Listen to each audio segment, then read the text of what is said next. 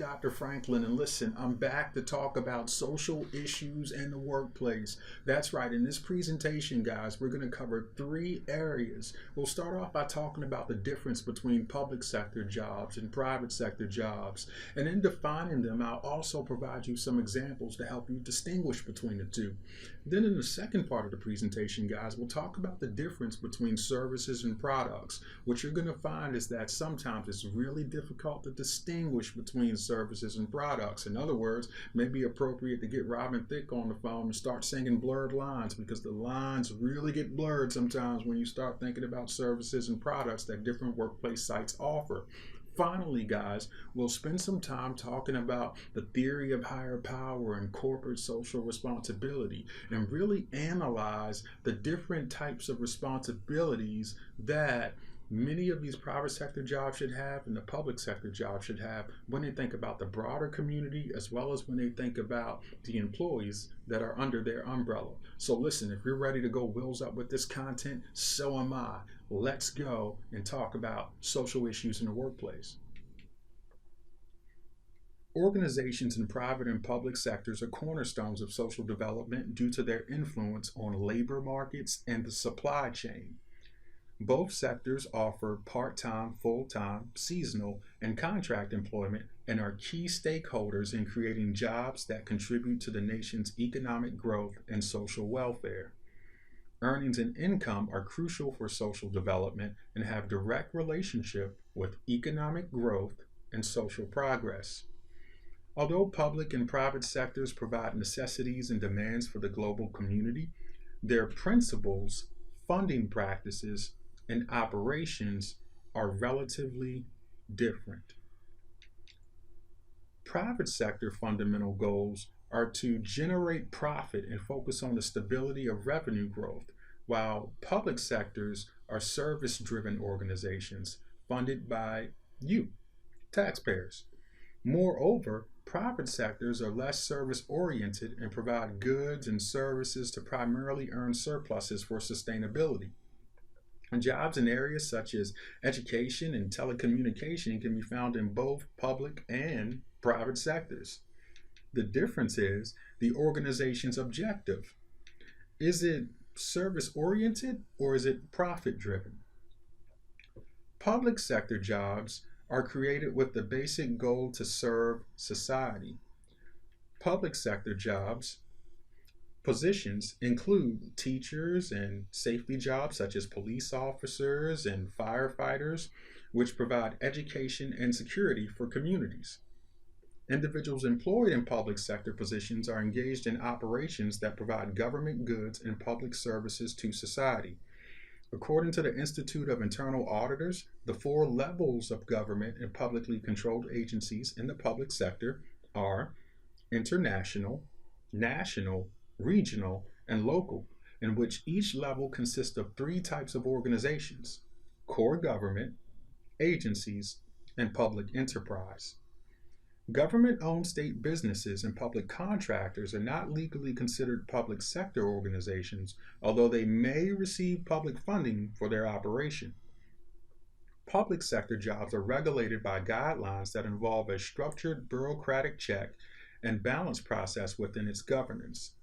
Although public sector jobs may have firm government regulations, there are several employment advantages in this domain when compared to the private sector, to include appealing retirement and health benefits and job stability. These concepts are key supporters of social welfare and wellness.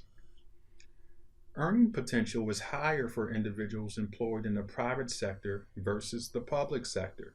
Additionally, when organizations' earning potential increase, these gains are generally passed on to stakeholders, which ultimately impacts the economy. However, since the private sector compensates workers with organizational surpluses, there is a higher risk of job elimination and layoffs.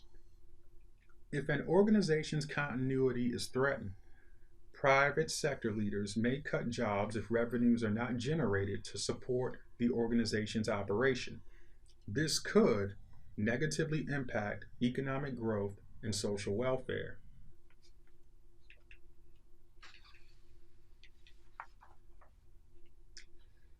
Fitzgerald and Cormack suggest that the role of private and public organization is to innovate and deliver products and service that address societal needs and wants. Public and private sectors have homogeneous goals to provide products and services to society and may even collaborate to address specific needs in the community. For example, Federal Emergency Management Agency, or FEMA, a government agency that coordinates relief efforts, may work with private organizations and crews to provide emergency service after natural disasters. Services are intangible transactions that describe an organization's operation, while products are generally perceptible items with physical size, shape, and weight and are usually in demand and exchangeable. There is some ambiguity when identifying services as products due to saleable characteristics that may exist, such as music. Although music is intangible, it can be sold for a profit. There are no distinct characteristics that determine whether a product or service is identified as public or private. However, for marketing purposes, public sector products are defined as services commonly provided under the support of the state at various levels. Many private sectors are making decisions based on a theory of higher purpose in which they provide products or services that produce a non financial social benefit for society. The idea is that organizational activities that focus on higher purpose guide businesses to pursue goals while providing social benefits. Studies have suggested that companies led by individuals who were driven by a sense of higher purpose, including positive core beliefs and values, provided opportunities to exceed their competitors in exploratory projects and innovations. In other words, employees who had ethical social company values guiding their work led to a more productive, creative workforce, which was a double benefit. Company investment, for example, values, time, and energy in social and global issues are important to their employees, and if they support them, it may promote commitment and creativity in the workers. Furthermore, the involvement of employees in the development of a company code of ethics ensures more buy in and commitment to the guidelines. These considerations are key factors for organizations' profitability and societal support. Organizations must implement operational strategies that enhance sustainability to strengthen their likelihood to continue contributions to the workforce, address environmental need, and support social welfare advancement. Organizations must be viable to create economic and social value that supports society through the workforce and within the supply chain. The Suitable Business Council defines corporate social responsibility as the commitment for the organization to impact economic growth through the workforce, as well as support social development and environmental accountability in an ethical manner. It has been suggested that different professions place more emphasis on values within the workplace, especially public service sectors. Recently, there has been recognition for the need to incorporate corporate social responsibility in other arenas. There is an expectation that companies will be engaged in issues that are important to their employees.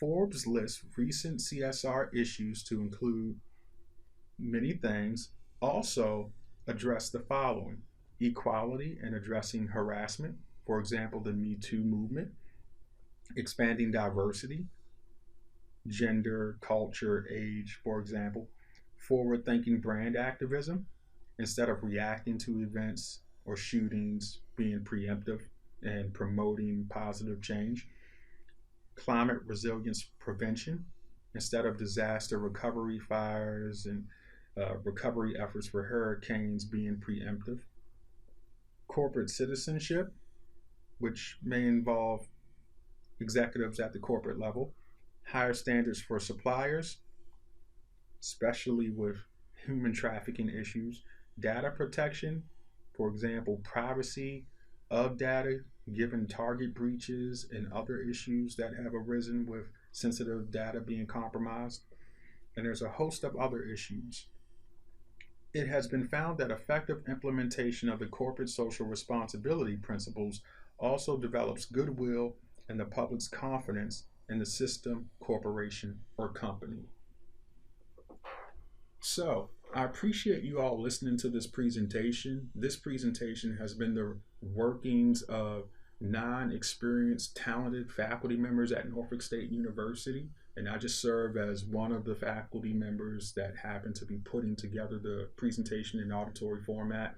Listen, as you guys go out to your workplace environments once more for the societal impact and analysis portion of your project, or as you just reflect on the observations that you've made connected to the past 2 modules, consider, is your workplace site a public sector job? Is it a private sector job? Also consider the different types of products and services being offered. Consider the different types of collaborations that may occur across that public and private sector job distinction.